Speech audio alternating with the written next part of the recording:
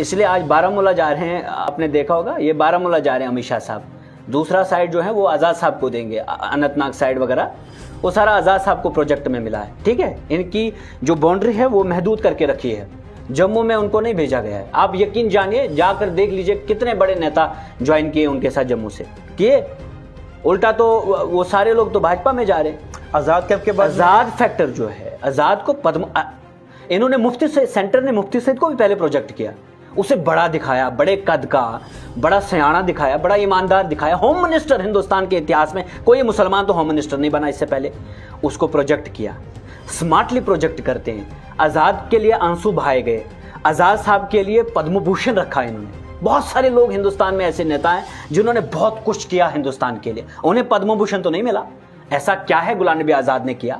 कोई मतलब education model launch किया, कोई हेल्थ का मॉडल ऐसा लॉन्च किया जो वाकई में पूरे दुनिया में कॉपी किया। एक मर्डर भी हुआ उनके आते हुए, ये सबसे बड़ी दुख, इतिहास में कभी नहीं हुआ इस तरह से कि गृह मंत्री दौरे पर हों और यहां पर इस तरह का इतना बड़ा पुलिस ऑफिसर उसका मर्डर हो। यह भी एक बहुत, इस पे सवालिया निशान खड़े होंगे यहां पर, और होने भी चाहिए कि आपके सिक्योरिटी लीकेजेस इतनी ज्यादा हैं क्या कि एक मतलब डीजीपी के साथ इस तरह से होता है और आपकी इतनी सिक्योरिटी क्यों? दूसरी बात, ये जो आप करने जा रहे हैं जम्मू कश्मीर में, ये जो डिविजन्स के नाम पर आप पॉलिटिक्स करना चाहते हैं, मेरा हिंदुस्तान तो नहीं चलेगा। No one plans to fail but fails to plan. Bhajpa जो है अपनी तमाम तर प्लानिंग में अभी तक फेल हुई और आज आगे भी होगी। उनकी कोई भी प्लानिंग कामयाब नहीं हुई। उन्होंने बहुत सारे एक्सपेरिमेंट्स किए इस कुर्सी को हासिल करने के लिए। डीडीसीज के इलेक्शंस कराए, बीडीसीज के इलेक्शंस कराए, उन्होंने आज़ाद साहब के लिए आंसू बहाए, उन्होंने आज़ाद साहब को लॉन्च किया, उन्होंने पीसी को लॉन्च किया, उन्होंने अल्ताफ बुखारी को लॉन्च किया। कहीं पर भी जम्मू कश्मीर की आवाम ने उनको एक्सेप्ट नहीं किया। और आज ये एक और एक्सपेरिमेंट है। सवाल ये, समाज तबाह होता है तो होने दो, जम्मू और कश्मीर जल जाता है तो जलने दो। पुंछ रजौरी के दो शहर जल जाते हैं आपसी भेदभाव और लड़ाई झगड़ों से तो जलने दो, लेकिन क्या इससे अमित शाह को फायदा मिलता है? ये सबसे बड़ा मैटर करता है अमित शाह के लिए। उनके लिए मुल्क मैटर नहीं करता, मुल्क की सॉवरेनिटी मैटर नहीं करती, मुल्क का ये जो इंटीग्रिटी है वो मैटर नहीं। आज जो आपने देखा होगा पुंछ और रजौरी में जो माहौल बना है, एक डिवीजन है वहाँ पर, दो सेगमेंट्स में डिवाइड हो चुका है पूरा समाज वहाँ पर, गुज्जर वर्सेस पहाड़। तो सुना कि इससे पहले भी कोई होम मिनिस्टर आया है खुद किसी को उसका दर्जा देना। मैं आपको बता दे रहा हूँ, गुज्जर कम्युनिटी भी इनको दफर करने पे आ चुकी है। आज अमित शाह दौरे पे हैं और लगातार जो दौरा बताया जा रहा है कि जो पहाड़ी हैं उनको एक दर्जा मिलेगा और उसके लेके लगातार SC ST सड़कों पे है। और मेरे साथ है शेख ज़फरुल्लाह जो आम आदमी पार्टी से हैं। वो इस दौरे को किस तरह देखते हैं? आपका बहुत बहुत स्वागत है। क्या कहना चाहेंगे? होम मिनिस्टर अमित शाह खुद जम्मू कश्मीर आ रहे हैं और एक पहाड़ियों से वो आज खिताब करेंगे राजौरी में और उनको शायद दर्जा मिलने वाला है। क्या आपने कभी ऐसा सुना कि इससे पहले भी कोई होम मिनिस्टर आया है खुद किसी को उसका दर्जा देने? देखिए मसूद साहब, वेरी अनफॉर्चुनेटली मुझे कहने में कोई हर्ज नहीं है कि अमित शाह साहब का जो इतिहास है वो ये है, डिवाइड एंड रूल। आज जो आपने देखा होगा पुंछ और रजौरी में जो माहौल बना है, एक डिवीजन है वहाँ पर, दो सेगमेंट्स में डिवाइड हो चुका है पूरा समाज वहाँ पर, गुज्जर वर्सेस पहाड़ीज़। पहाड़ीज़ की डिमांड है कि हमें भी ST का दर्जा दिया जाए, STs की डिमांड है कि हमसे ये छीना ना जाए। और इतना आपस में इनको लड़ाया, वहाँ से भी भाजपा के ही नेता आ रहे हैं कि भाई ये डिमांड फुलफिल नहीं होनी चाहिए, और यहाँ से भी भाजपा के ही नेता आ रहे हैं कि ये डिमांड फुलफिल होनी चाहिए। और समझ में भी नहीं आता कि आखिर ये कहाँ से ये तालीम हासिल करके लाए हैं कि भाई एक ही आपका कुंबा है, एक ही आपका परिवार है, एक ही आपकी पॉलिटिकल पार्टी है, और आप ही की पॉलिटिकल पार्टी से आया हुआ एक शख्स जिससे आप ये डिमांड रख रहे हैं, तो चाहते क्या हैं आप? पहली बात यह है कि जिस तरह का डिवीज़न देखने को मिल रहा है पिछले 1-2 साल से पुंछ रजौरी में, इतिहास में कभी इस तरह से हमने नहीं देखा। और अमित शाह साहब का ये इतिहास, चाहे आप इनका पूरे हिंदुस्तान का इतिहास लेकर उठाएं, उसमें इन्होंने क्या किया? हिंदू और मुसलमान, पहला डिवीजन, जैसे भी कुर्सी मिल जाए। और इस वक्त जम्मू कश्मीर की कुर्सी पर उनकी एक्चुअल जो नजर है, बताइए कि वो है कि किसी भी तरह चाहे आप पहाड़ी वर्सेस गुजर के बीच में लड़ाई पैदा करें, चाहे कश्मीरी वर्सेस डोगरों के बीच में लड़ाई पैदा करें, जैसे भी समाज तबाह होता है तो होने दो। जम्मू और कश्मीर जल जाता है तो जलने दो। पुंछ राजौरी के 2 शहर जल जाते हैं आपसी भेदभाव और लड़ाई झगड़ों से तो जलने दो। लेकिन क्या इससे अमित शाह को फायदा मिलता है? ये सबसे बड़ा मैटर करता है अमित शाह के लिए। उनके लिए मुल्क मैटर नहीं करता, मुल्क की सॉवरेनिटी मैटर नहीं करती, मुल्क का ये जो इंटीग्रिटी है वो मैटर नहीं करती। और आज जिस तरह से वो आए दौरे पर, और सबसे पहले आपने देखा होगा कि यहाँ एक मर्डर भी हुआ उनके आते हुए। ये सबसे बड़ी दुख, इतिहास में कभी नहीं हुआ इस तरह से कि गृह मंत्री दौरे पर हों और यहाँ पर इस तरह का इतना बड़ा पुलिस ऑफिसर उसका मर्डर हो। ये भी एक बहुत इस पे सवालिया निशान खड़े होंगे यहाँ पर, और होने भी चाहिए कि आपके सिक्योरिटी लीकेजेस इतनी ज़्यादा हैं क्या कि एक मतलब डीजीपी के साथ इस तरह से होता है और आपकी इतनी सिक्योरिटी चूक है। दूसरी बात, ये जो आप करने जा रहे हैं जम्मू कश्मीर में, ये जो डिविजन्स के नाम पर आप पॉलिटिक्स करना चाहते हैं, मेरा हिंदुस्तान तो नहीं चलेगा ऐसे। मेरा हिंदुस्तान तो आगे नहीं बढ़ेगा इस तरह से। और मेरा जम्मू कश्मीर, जिस जम्मू कश्मीर को आप बार बार ताज कहते हैं जम्मू कश्मीर हिंदुस्तान का, उस ताज में आपने कितने कांटे लगा दिए, कितनी खराबियां पैदा की। सवाल ये है कि जिस तरह आपने कहा कि पुंछ और राजौरी को आग लग सकती, जल सकते हैं, आप मुझे बताइए कि जिस तरह दर्जे मिलने को जा रहे हैं, क्या आपको लगता है कि क्यों इस तरह की दिक्कतें होंगी, क्यों परेशानियां होंगी, और ये क्या भाजपा के लिए फायदेमंद साबित होगा? भाजपा तो जो भी, the best planner is almighty Allah. No one plans to fail but fails to plan. Bhajpa जो है अपनी तमाम तर प्लानिंग में अभी तक फेल हुई और आज आगे भी होगी। उनकी कोई भी प्लानिंग कामयाब नहीं हुई। उन्होंने बहुत सारे एक्सपेरिमेंट्स किए इस कुर्सी को हासिल करने के लिए। डीडीसीज के इलेक्शंस कराए, बीडीसीज के इलेक्शंस कराए, उन्होंने आज़ाद साहब के लिए आंसू बहाए, उन्होंने आज़ाद साहब को लॉन्च किया, उन्होंने पीसी को लॉन्च किया, उन्होंने अल्ताफ बुखारी को लॉन्च किया। कहीं पर भी जम्मू कश्मीर की आवाम ने उनको एक्सेप्ट नहीं किया। और आज ये एक और एक्सपेरिमेंट है। सवाल ये है, लेकिन याद रखना, मैं आपको बता दे रहा हूं, गुज्जर कम्युनिटी भी इनको दफर करने पे आ चुकी है। नहीं, सवाल मेरा ये है कि जिस तरह SC ST के जो प्रोटेस्ट कल से हो रहे हैं और आज जो अमित शाह खुद जा रहे हैं राजौरी, उसके बारामूला, आप एक DDC हैं, मुझे बताइए कि जम्मू कश्मीर में बहुत सारे ऐसे इलाके हैं जिनको स्टेटस मिलना चाहिए। जम्मू कश्मीर फिर सवाल ये है कि क्यों फिर राजौरी ही और बारामूला चुना गया? यही तो बात है, ये डिवीजन, इनको मालूम है कहाँ कहाँ हमें अब थोड़ा सा पीछे हैं हम, और कहाँ कहाँ जाकर तीर मारने हैं, कहाँ कहाँ, और जो लोग आएंगे वो कहाँ से आएंगे। पूरे पुंछ राजौरी में एक माहौल बनाया, आपको सबको आना है, सबको आना है, एक भीड़ दिखाने के लिए। हालांकि वो देंगे तो तब भी डिवीजन होगा, नहीं देंगे पहाड़ी स्टेटस तो तब भी, ST स्टेटस पहाड़ियों को, तो तब भी डिवीजन होगा। क्योंकि दूसरी तरफ से गुज्जर कम्युनिटी की कॉल है कि अगर ऐसा किया गया, हमारी ST स्टेटस को उसके साथ खिलवाड़ किया, तो हम तो सड़कों पर आएंगे। यानी कुल मिला के इनके जहन में जो चल रहा है वो यही है कि किसी भी तरह जम्मू कश्मीर की कम्युनिटीज़ जो हैं डिवाइड हो जाएं, ज़ात के नाम पर, मजहब के नाम पर, रीजन के नाम पर, ताकि ये बीच में घुस के अपना फ़ायदा उठाएं। बट याद रखना मसूद साहब, मैं आपको लिख कर दे रहा हूं आपको कि भाजपा फिर भी दफन होगी बैलेट बॉक्स पे जाकर, जब अवाम फैसला करने जाएगी ना। और जम्मू कश्मीर के लोगों को मैं, ये जो स्टेटस मांग रहे हैं, किससे मांग रहे हैं?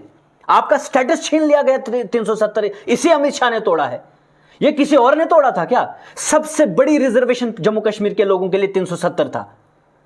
आपको जॉब्स की सिक्योरिटी थी, लैंड की सिक्योरिटी थी, आपके क्राइम रेट कम थे, आपका ह्यूमन डेवलपमेंट इंडेक्स सबसे ऊपर था हिंदुस्तान के स्टेट्स में। आपका वो छीन कर आप इसी से, जिसने तुम्हारा वजूद मिटा दिया, उसी से अपना वजूद मांग रहे हैं। लेकिन सवाल ये भी है ना कि आपकी पार्टी में सिर्फ आप ही यहाँ पे 370 की हिमायत करते हैं, उसके अलावा कौन बोलता 370 के लिए? आम पार्टियों को छोड़ो ना, एज ए सिटीजन आप जर्नलिस्ट हैं तो फिर हमेशा जर्नलिज्म की ही बात करेंगे, जम्मू कश्मीर की बात नहीं करेंगे। मैं एज ए पॉलिटिशियन ही हमेशा बात करूं, as a citizen of Jammu Kashmir, as a responsible citizen of Jammu and Kashmir, मुझे बात करनी होगी कभी कभार। पार्टी लाइन से हटके आप क्यों नहीं बोलेंगे? आपका जम्मू कश्मीर जल रहा है, डिवाइड हो रहा है, कहीं जात पात के नाम पर, कहीं रीजन के नाम पर, कहीं मजहब के नाम पर, और आपको बुलाया जा रहा है कि अमित शाह की भव्य रैली होगी, जन सैलाब होगा। रविंद्र रैना साहब क्या बोले? जन सैलाब होगा। आप इधर भी वो मछली को कांटे के साथ वो नहीं डालते हैं, वो नारियल का टुकड़ा, आप इधर भी वो टुकड़े डालेंगे, इधर भी टुकड़े डालेंगे, लोग जाएंगे। सवाल ये है मेरा, क्या लेकिन सवाल ये है कि क्या वो अमित शाह साहब को सुनने जाएंगे? सवाल यह है कि क्या अमित शाह साहब के इस फैसले से जम्मू कश्मीर यूनाइट होगा? सवाल यह है कि क्या वो इंसान आपका बेहतर वजूद और बेहतर तरक्की चाहता है जिसने तुम्हारा वजूद ही 5 अगस्त को ख़त्म किया है। शेख जफर, सवाल मेरा ये है कि क्या अमित शाह अगर दौरे पे आए जम्मू कश्मीर के 5 अगस्त 2019 के बाद, वो अभी तीसरा दौरा उनका है, सवाल ये है कि अभी तक इलेक्शन क्यों नहीं हो रहे हैं? क्या आपको लगता है कि अगर अमित शाह जम्मू कश्मीर आ सकते हैं, हालात जम्मू कश्मीर की ठीक हुई, तो इलेक्शन क्यों नहीं हो रहे? क्या मतलब आपको क्या लगता है? जितनी भी इंटेलिजेंस एजेंसीज हैं हिंदुस्तान की, जितनी भी इस वक्त एजेंसीज काम करें जम्मू कश्मीर में, सबकी रिपोर्ट है भाजपा वालों तुम हार रहे हो। अमित शाह साहब, मोदी साहब के नाम पर अब जम्मू कश्मीर के लोग वोट नहीं करने वाले। जम्मू कश्मीर ने देखा जो हमसे वादे किए गए थे before the abrogation of 370 and after the abrogation of 370, वो सारे झूठ साबित हुए।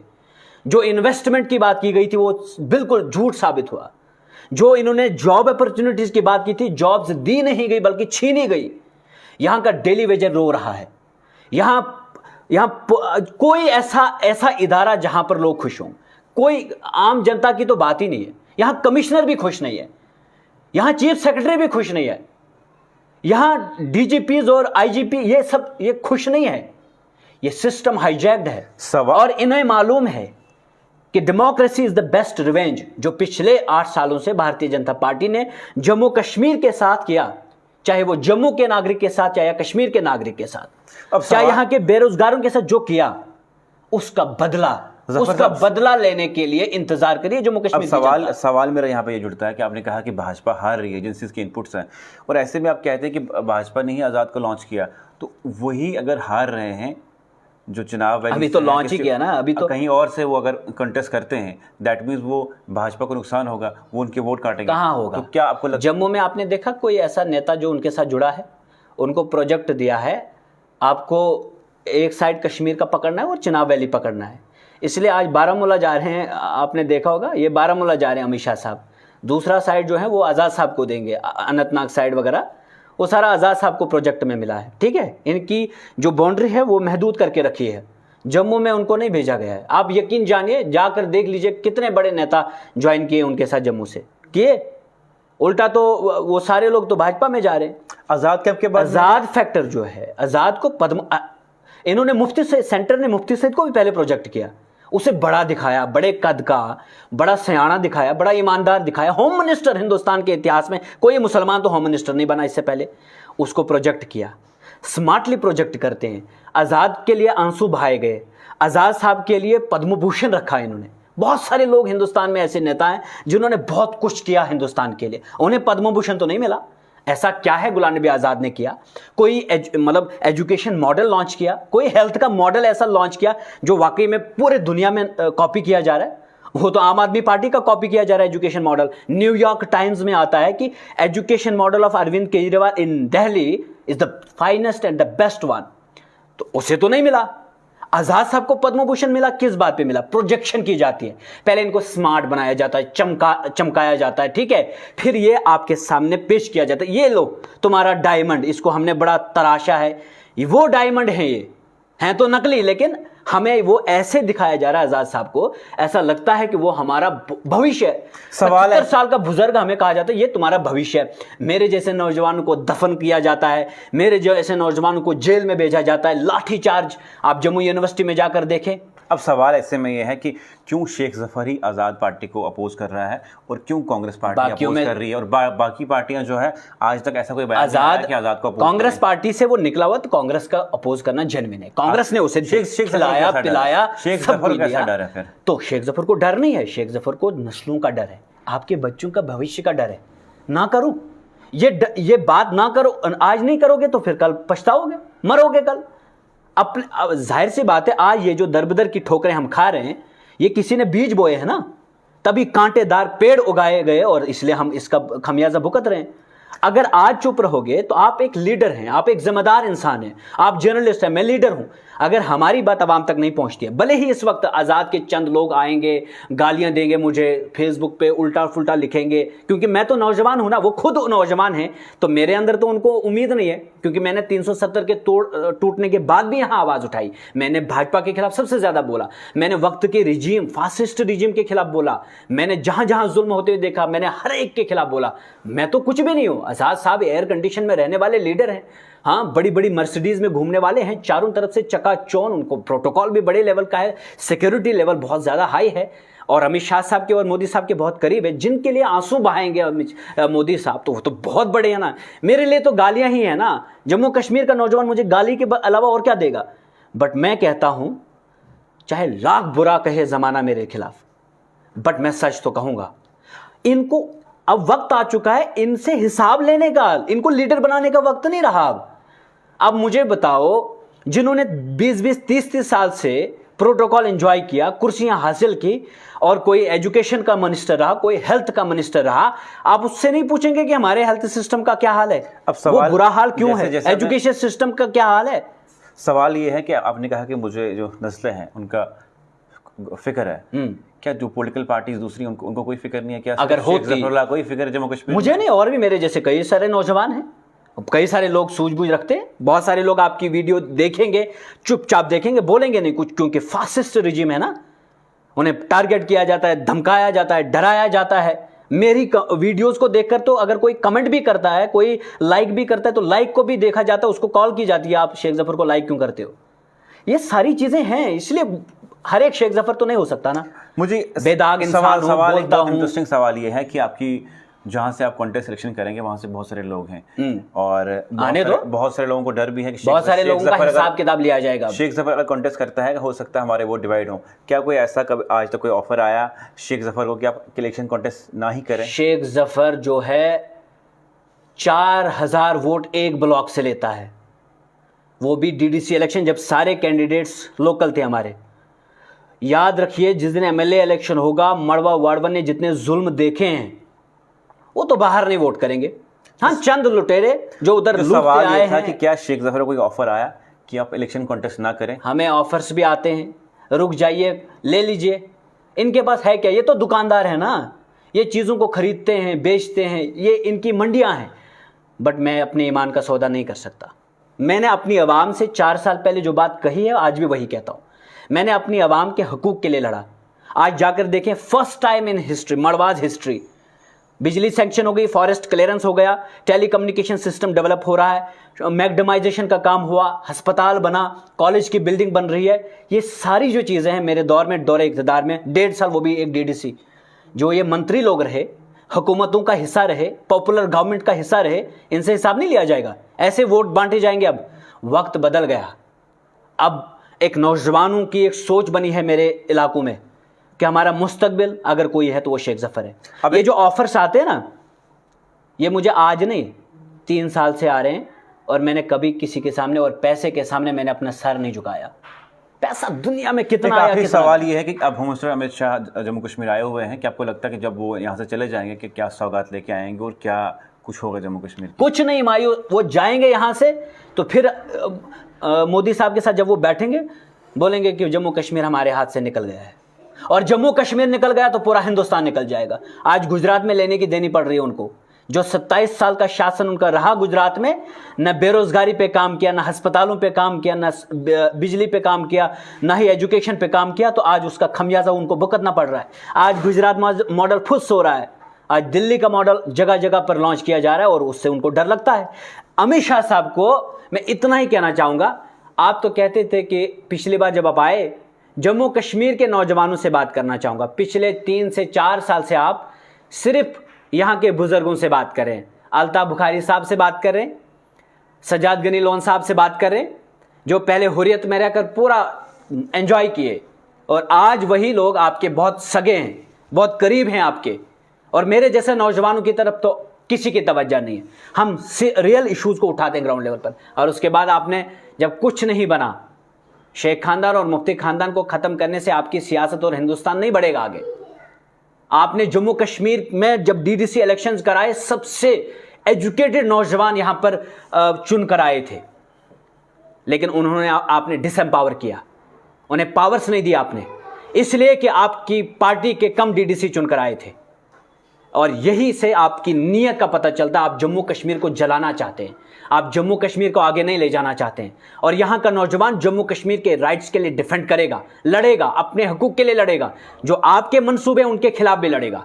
हम जम्मू कश्मीर को यूनाइट करके दिखाएंगे, जम्मू कश्मीर के यूथ को एक तरफ लाकर दिखाएंगे और भाजपा को चोट जो पहुंचाएगा वो बैलेट बॉक्स पे जाकर अपने वोट से।